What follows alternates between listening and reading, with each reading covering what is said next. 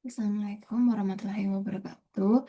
Perkenalkan, nama saya Ben Kerahal Chandrujaya dengan NIM 0102 1382 328148. Di sini saya akan menjelaskan atau mempresentasikan pemikiran ekonomi tentang Keynes dan post-Keynes, meliputi latar belakang, fokus teori, dan relevansi masa kini. Untuk eh, untuk memenuhi tugas mata kuliah sejarah pemikiran ekonomi. Nah, sebelum kita masuk ke dalam eh, pembelajaran, berikut daftar isi dari materi Keynes dan post-Keynes, yaitu yang pertama latar belakang pemikiran Keynes, yang kedua fokus teori Keynes, yang ketiga kemunculan post-Keynes, kapan dan mengapa, terus juga latar belakang pemikiran post-Keynes, yang kelima fokus teori post-Keynes, yang keenam relevansi antara Keynes dan post-Keynes saat ini, dan yang terakhir tujuh kesimpulan. Oke, masuk ke dalam latar belakang pemikiran Keynes.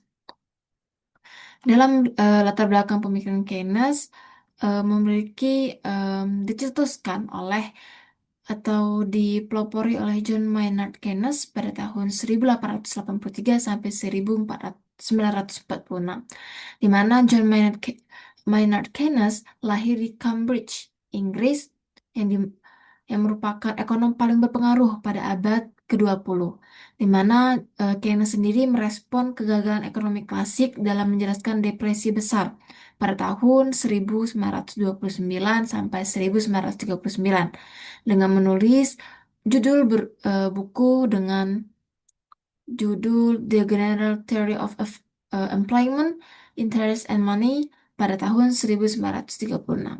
Nah, penyebab munculnya teori Keynes sendiri itu terjadi pada saat depresi besar pada tahun 1929, yang dimana pengangguran masif hingga 25% di Amerika Serikat, yang mana pasar itu tidak mampu menyeimbangkan diri secara otomatis. Lalu adanya kegagalan laissez-faire, di mana teori klasik percaya pasar self-correcting terbukti tidak mampu mengatasi krisis berkepanjangan. Lalu adanya Keynes ini melihat eh, penurunan permintaan agregat menjadi sebuah atau sebagai akar masalah utama dalam resesi ekonomi di depresi besar pada tahun 1929. Next, selanjutnya ada fokus teori Keynes. Nah, fokus teori Keynes ini adanya permintaan agregat dalam rumus Y sama dengan C plus I plus G tambah X kurang M, di mana output nasional ditentukan oleh total permintaan, konsumsi, investasi, belanja, pemerintah, ekspor impor, bukan penawaran. Lalu adanya sticky, sticky wage, kekakuan upah dan harga. Upah dan harga itu tidak fleksibel ke bawah sehingga pengangguran bisa bertahan dalam jangka panjang. Lalu ada multiplier, efek multiplier nih. Nah, di mana pengeluaran pemerintah memiliki efek berganda. Setiap 1 rupiah stimulus menghasilkan lebih dari 1 rupiah kenaikan pendapatan nasional. Lalu ada GovPolice, peran aktif pemerintah dalam fokus teori Keynes ini, pemerintah harus intervensi melalui kebijakan fiskal atau belanja dan pajak untuk menstabilkan ekonomi saat resesi terjadi. Short run, fokus jangka pendek. Nah, in the long run we are a lead, di mana Keynes ini memprioritaskan stabilisasi ekonomi jangka panjang. Bukan, salah, ralat bukan jangka panjang, itu jangka pendek di atas pertumbuhan adanya jangka panjang. Lalu liquidity atau preferensi likuiditas. Tingkat bunga ditentukan oleh adanya penawaran dan permintaan uang atau liquidity preference yang tidak termasuk dalam bunga eh, tabungan vs investasi semata. Next, kemunculan post-Keynes. Nah, kemunculan Post-Keynesian itu dimulai dari tahun 1930-an sampai 1950-an yang dipelopori oleh Samuelson dan Hicks yang menggabungkan teori Keynes dengan teori neoklasik atau ISLM yang disebut dengan nama lain sintesis neoklasik, bahwa dianggap memperlemah Keynes asli. Lalu, pada tahun 1960-an, John Robinson, Paul Davidson, Hyman Minsky merasakan sintesis neoklasik mengaburkan inti pemikiran Keynes yang sesungguhnya yang disebut dengan kritik internal. Lalu, di tahun 1970-an adanya stagflasi dan krisis. Nah, stagflasi ini tuh di mana inflasi ditambah adanya pengangguran tinggi bersamaan yang melanda Amerika Serikat dan seluruh Eropa, yang mana model case Keynesian ini mainstream gagal untuk menjelaskan pada saat stagflasi dan krisis ini terjadi. Lalu di tahun 1978 atau 1978 mulai lahirnya lah post-Keynes. Nah, post-Keynes ini dari Journal of Post-Keynesian Economics yang dipelopori oleh Alfred Eichner dan Jan Kregel yang resmi berdiri dengan menandai bahwa formalisasi aliran post-Keynes. Nah, post-Keynes ini ada lahir itu sebagai adanya reaksi terhadap krisis stagflasi pada tahun 1970-an ini ya, di AS dan Eropa. Dan post-Keynes ini tuh muncul dikarenakan atas kritik kritik atas distorsi aliran mainstream yang terdapat di Keynes asli, atau di mana Keynes sebelumnya itu pada saat stagflasi itu ini apa tidak mampu menjelaskan atau membuat bagaimana eh, stagflasi ini turun atau apapun itu. Selanjutnya ada latar belakang pemikiran post-Keynes. Nah, eh, latar belakang dalam pemikiran post-Keynes ini em, terdapat tokoh-tokoh utama yaitu John Robinson yang lahir di Cambridge, di mana merupakan seorang kritikus sintesis neoklasik. Lalu ada Paul Davidson yang berfokus pada uang, ketidakpastian, dan ekonomi moneter. Lalu ada Hyman Minsky. Nah, Hyman Minsky ini berfokus dalam hipotesis ketidakstabilan keuangan. Lalu ada Michael Kalecki. Michael Kalecki ini eh, ber, berdistribusi dalam pendapatan dan kekuasaan pasar. Lalu yang terakhir ada John Kregel, si pendiri atau co-pendiri Journal of Post-Keynesian Econ. Nah, dalam pemikiran post-Keynes ini sejarahnya ialah muncul pada saat stagflasi 1970-an yang menghancurkan kredibilitas model ISLM pada Keynesian mainstream. Nah, lalu setelah stagflasi 1970-an ini munculnya ini monetarisme atau Milton Friedman dan ekonomi sisi penawaran sebagai pesaing ideologis. Lalu adanya pada tahun 1980-an setelah stagflasi tadi itu ada deregulasi keuangan yang memperbesar peran spekulasi finansial. Nah, dikarenakan ada deregulasi keuangan ini, kita tuh membutuhkan kerangka analisis baru. Lalu selanjutnya Keynes yang asli, sebelumnya Keynes yang asli itu terdapat ketidakpastian uang endogen, ekspektasi yang dianggap hilang dari sintesis neoklasik yang dikritiskan oleh Joan Robinson. Next, selanjutnya ada fokus teori post-Keynes. Yang pertama itu ada ketidakpastian fundamental. Nah, dari teori post-Keynes ini berfokus masa depan itu tidak dapat diprediksi secara probabilistik, tapi keputusan investasi bersifat spekulatif, di mana menolak rasional expectations, di mana Keynes asli itu menggunakan aliran mainstream. Lalu yang kedua, uang endogen, yang dimana uang diciptakan oleh sistem perbankan melalui kredit, bukan eksogen atau dari bank sentral, melainkan supply yang uang itu mengikuti permintaan kredit dunia usaha. Yang ketiga itu ada hipotesis ketidakstabilan keuangan dari dipelopori oleh Minsky, bahwa stabilitas ekonomi ini justru menumbuhkan perilaku spekulatif dan eh, dan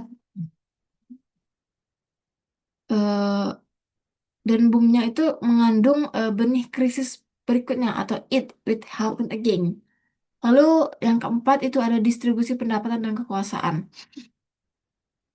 Dalam teori post-Keynes, distribusi upah vs profit itu mempengaruhi pemetaan agregat, di mana kekuatan tawar atau power antara pendapatan kapital dan tenaga kerja itu bersifat sentral. Lalu yang kelima itu penolakan keseimbangan umum. Penolakan keseimbangan umum ini dikatakan pada saat ekonomi itu bergerak dalam waktu historis atau historical time, bukan seperti yang Keynes sebelumnya itu eh, dari equilibrium statis, yang dimana dependensi dan institusi sangat penting. Selanjutnya ada perbandingan Keynes vs post-Keynes. Dalam Keynesian sendiri, aspek fokus utamanya itu terdapat di permintaan agregat dan kalau di Keynesian tuh di stabilitas jangka pendek. Nah, berbeda dengan Keynesian, fokus utamanya itu adanya ketidakpastian distribusi dan keuangan dari eh, Keynesian asli. Lalu dalam aspek peran uang, dalam peran uang Keynesian ini eksogen, yang dimana uang itu berasal dari bank sentral, sedangkan post Keynesian sendiri itu endogen, di mana eh, uang itu diciptakan bank melalui permintaan kredit. Lalu ekspektasi, aspek ekspektasi. Ekspektasi dari Keynesian sendiri itu dapat diprediksi dengan probabilitas, sedangkan dalam post Keynes sendiri itu menerapkan fundamental uncertainty atau tidak bisa diprediksi untuk ke depannya. Lalu aspek kebijakan, Keynesian memakai fiskal aktif atau stimulus pemerintah. Sedangkan post Keynesian itu ada fiskal, ditambah adanya regulasi keuangan dan distribusi fiskal dan regulasi keuangan tadi. Lalu dalam aspek pasar, dalam Keynesian sendiri itu kurang efisien, tapi bisa distabilkan kalau dalam Keynesian asli. Sedangkan dari post Keynesian sendiri inherent tidak stabil atau menurut menurut momennya pelopor Minsky. Next selanjutnya relevansi saat ini. Nah, relevansi setelah dari pengertian Keynes terus juga post Keynes, apa sih relevansi dari teori-teori Keynes dan post Keynes ini pada saat ini? Nah, dimulai dari Keynesian dulu ya. Relevansi Keynesian ini em, adanya stimulus fiskal pasca COVID-19 pada tahun 2020 sampai 2022 di mana seluruh dunia itu menggunakan logika Keynesian. Contohnya itu ada di Indonesia pada program PEN atau Pemulihan Ekonomi Nasional 2020 sampai 2021 dengan nilai 744 triliun. Nah, dari PNN ini itu adanya defisit fiskal sebagai alat counter cyclical digunakan oleh IMF dan Bank Sentral Global. Lalu ada kebijakan New Deal ala Biden, Infrastructure Bill 2021 yang meniru juga model Keynesian. Lalu relevansi post-Keynesian eh, pada saat ini terjadi itu pada saat krisis keuangan global 2008 yang membuktikan bahwa Minsky Moment atau yang dipelopori oleh Minsky bahwa stabilitas itu melahirkan instabilitas. Contohnya di uang endogen yang terbukti QE atau quantitative easing, di mana perbankan sentral sesuai prediksi post-Keynes. Nah, dari itu terdapat ketimpangan pendapatan global atau Piketty sesuai kerangka distribusi Kaleckian. Nah, contohnya lagi itu ada di regulasi keuangan pasca 2008 di mana ada atau Basel III atau Dodd-Frank yang mencerminkan bahwa adanya agenda post-Keynes terpakai. Next, ini yang tadi itu saat ini itu mendunia ya, mendunia. Nah, ini khusus untuk relevansi di Indonesia. Pada program PLN 2021 pada teori Keynesian, pemerintah Indonesia itu menggelontorkan 744,75 triliun stimulus ekonomi untuk menjaga permintaan agregat di tengah pandemi COVID-19 yang sangat besar-besarnya pada saat itu. Lalu di Post-Keynesian sendiri, referensi di Indonesia itu ada OJK dan stabilitas keuangan.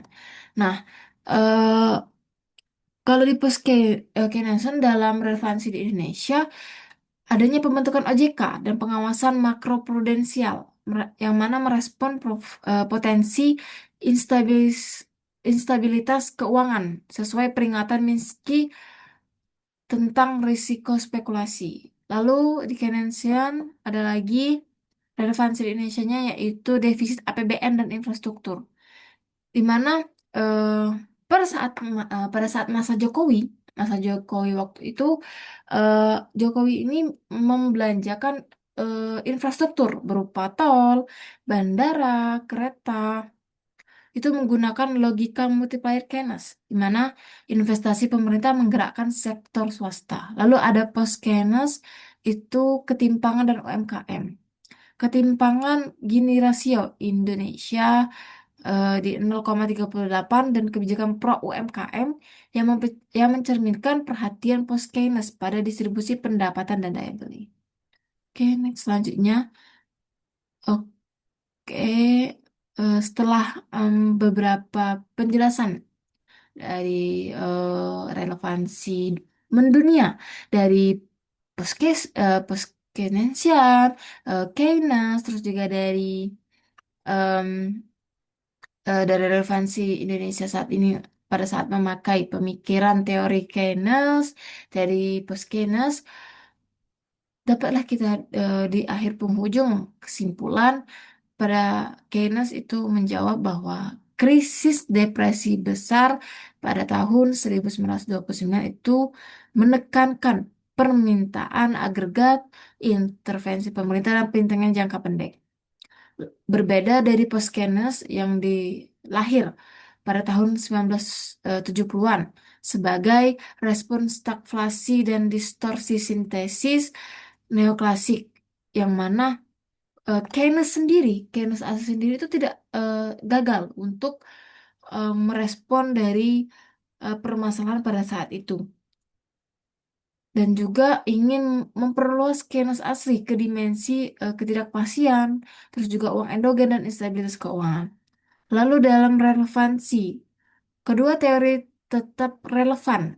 Menurut saya relevan karena kan eh, dalam Keynes sendiri saat ini dan juga di Indonesia itu sangat masih bisa digunakan dalam kebijakan stimulus fiskal.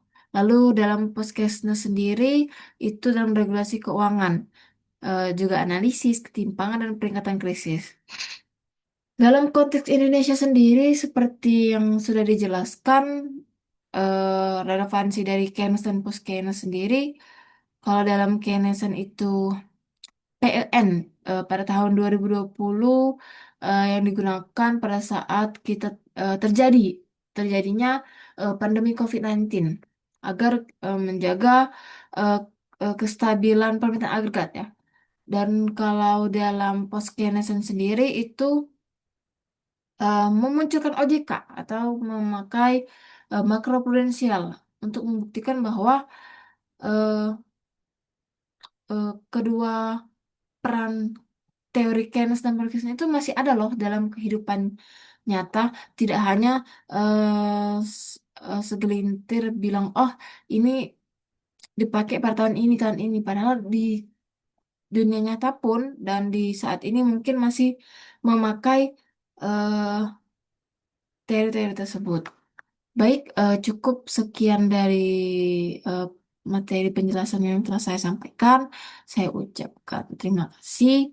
Wassalamualaikum warahmatullahi wabarakatuh.